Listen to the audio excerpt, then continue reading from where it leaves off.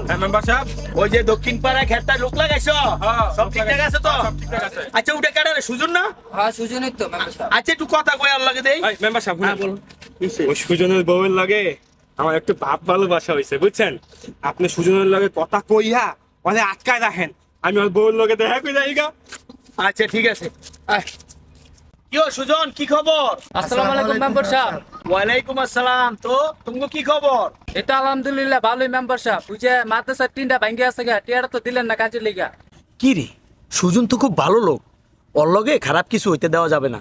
সুজন আমার লগে যে বাঁধন ছিল ও তোমার ক্ষতি করতে চায় বুঝছো। ও আমারে কইছে তোমার লগে আমি কথা কইতে থাই, তোমার বোন লগে দেখা করতে গেছে। হ্যাঁ কি কোন মেম্বার সাহেব, আমি তো বিয়েই করিনি। মেম্বার সাহেব গত সপ্তাহে তো আপনার বিয়ে হয়েছিল, দেখেন আবার ওই শালা আপনার বোন লগে দেখা করতে গেছে। আরে তো কি